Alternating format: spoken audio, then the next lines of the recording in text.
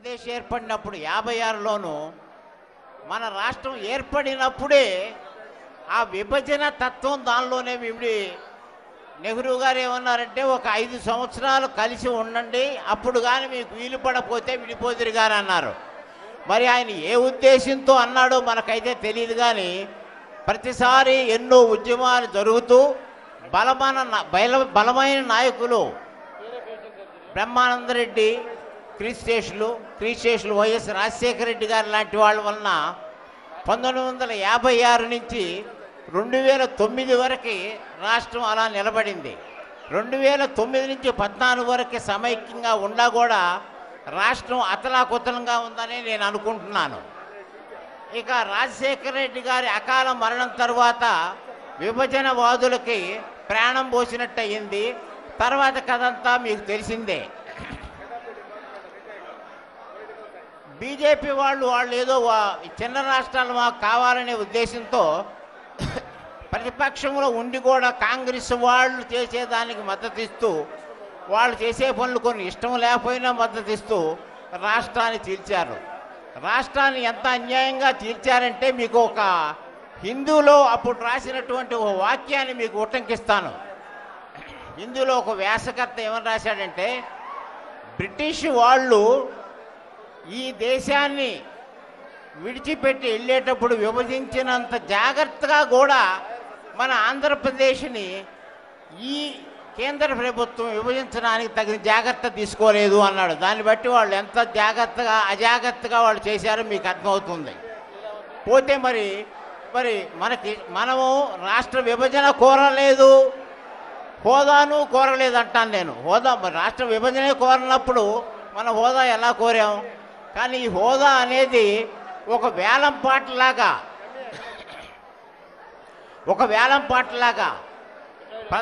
కాంగ్రెస్ తరఫున మన్మోహన్ సింగ్ 5 అంటే, బీజేపీ తరఫున నాయుడు గారు 10 అంటే, టీడీపీ తరఫున చంద్రబాబు నాయుడు గారు 15 అన్నారు. వేలం పాట చంద్రబాబు నాయుడు గారి పేరు కొట్టేశారు. మరి వేలం పాటలో వస్తువు పాడిన తరువాత తీసుకోకపోతే ఏం జరుగుతుందో మీకు తెలుసు. దాన్ని డిపాజిట్ కోల్పోవటమే ఇంకొక రకంగా ఏమీ లేదు. ఈ డిపాజిట్ అనేది ఇక్కడ నేను చెప్పదలుచుకుంది ప్రజల నమ్మకం. అంటే ఈ 15 సంవత్సరాల హోదాని వాళ్ళు మర్చిపోవటం వలన ప్రజల నమ్మకాన్ని అనే ధరావతులు కోల్పోవటం తప్ప ఇంకో మార్గం లేదు అని నేను నొక్కి ఒక్కాడిస్తున్నాను. తరువాత ఎన్నికలు జరిగినాయి. చాలా అతి తక్కువ పాపులర్ మ్యాండేట్ ఎలక్షన్లో సీట్లు రావచ్చు, కానీ 5 లక్షలు దీంతో రాష్ట్ర ప్రభుత్వం ఆధిక్యంతో ఏర్పడింది. ఈ 5 లక్షలు జగన్మోహన్ రెడ్డి గారు 2012లో మేలో బై ఎలక్షన్లో గెలిచిన మెజారిటీతో ఈక్వల్. అంటే ప్రజాబలం 5 లక్షలు, అంతే తేడాతో చంద్రబాబు నాయుడు గారు ప్రభుత్వం ఏర్పరిచారు. ఇలాంటప్పుడు అతి జాగ్రత్తగా ప్రభుత్వాన్ని నడపవలసిన ముఖ్యమంత్రి గారు పాలనను చులకన చేస్తూ ప్రతిపక్ష నేత సూచనలను మన్నించకుండా చేయటం వలన ఎక్కువగా ఆందోళన వచ్చే అవకాశం ఉంది. అదే నేడు జరుగుతుంది. తర్వాత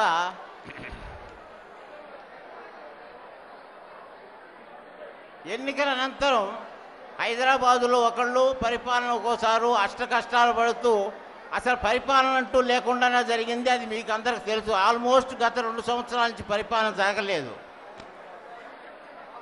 సరే, రాష్ట్రం మనకి ఇష్టం ఉండా లేకపోయినా రాష్ట్రం విభజించారు, మరి సర్దుకుపోదాం, మనకేమన్నా లాభం కలిగిద్దేమన్నా ముఖ్యంగా యువత ఎదురు చూస్తున్న సమయంలో ఈ హోదా ఆ ప్యాకేజ్ అంటారు, కానీ దాన్ని యాక్చువల్గా ఇది స్పెషల్ ఇన్సెంటివ్ స్కీమ్. అది ఈ 2 విడదీయటానికి వీల్లేదు. ఈ కేంద్ర ప్రభుత్వం ఈనాడు విడదీస్తున్నారు, కానీ నాకు తెలిసినంత వరకు, నా అవగాహన ఉన్నంత వరకు ఈ హోదాని క్వాంటిఫై చేయటం, అంటే మీరు హోదాతో సరిసమానమైన డబ్బులు ఇస్తున్నాం అన్నారు, కానీ హోదాని డబ్బులతో కొలవటానికి వీలు లేదు. అది ఒక రకమైన భావన, అది ఒక రకమైన భరోసా, అది ఒక రకమైన నమ్మకం. ఆ నమ్మకాన్ని కలిగించడంలో విఫలమైనటువంటి కేంద్ర రాష్ట్ర ప్రభుత్వాలు ఎట్టి పరిస్థితుల్లోనూ మూల్యం చెల్లించక తప్పదు.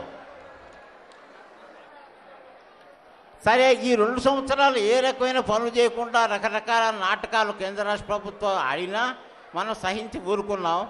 ఈ యువబేరి ప్రాముఖ్యత మీ అందరికి తెలిసిందే. జగన్మోహన్ రెడ్డి గారి నాయకత్వంలో ప్రతి జిల్లాలోనూ యువబేరి జరుపుతున్నారు. కానీ ఈ యువబేరి అనేది ప్రత్యేకంగా మేము హోదా ఇవ్వలేము అన్న తర్వాత జరుగుతున్న యువబేరి కాబట్టి యువకులు చాలా పోరాటానికి సన్నిద్ధం అయితేనే జరుగుతున్న యువబేరి, కానీ ఇది మామూలు యువబేరి కాదు సుమా.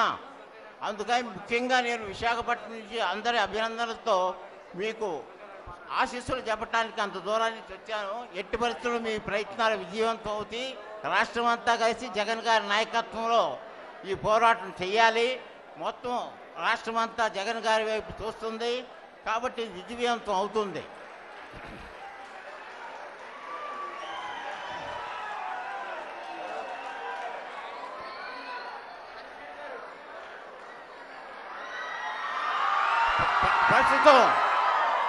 ప్రస్తుతం హోదా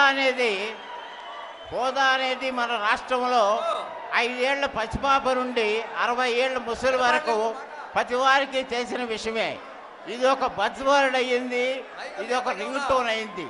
కాబట్టి మనం ఎవరి సెల్ ఫోన్లు మూయించలేము, ఎవరి నోళ్ళు మూయించలేము.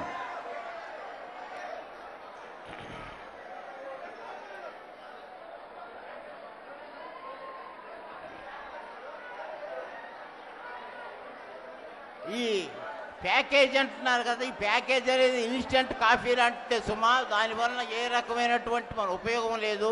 లాంగ్ స్టాండింగ్ అడ్వాంటేజ్ ఉండేటువంటి మనకి ప్రత్యేకమైన హోదానే మనకు కావాలి. పోతే ఇంకొక విషయం, ఈ రెండిట్లో ఏ ఒక్కటి లేకపోయినా మల్టీ డ్రగ్ థెరపీ లాగా ఒకటి పనిచేయదు. అంటే 2 కల్పిస్తేనే మనకి ఏ రకమైన ఉపయోగం ఉంటుంది. కాబట్టి జగన్ గారి నాయకత్వంలో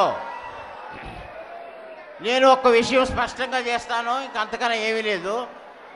ప్రజల ఆకాంక్షలతో చెలగాటం నిప్పుతో చెలగాటం ఆటమే.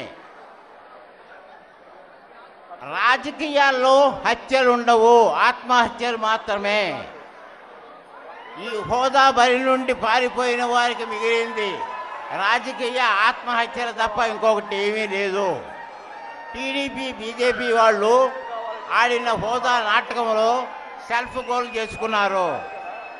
కాబట్టి ఈ గోదాలో మిగిలిన ఒకే ఒక యోధుడు జగన్మోహన్ రెడ్డి గారికి మద్దతు ఇచ్చి ఈ ఉద్యమాన్ని ముందుకు తీసుకెళ్ళి మీరు విజయవంతంగా ఈ కార్యక్రమాన్ని నడిపించాలని నా శుభాశీస్సులు తెలియజేస్తున్నాను.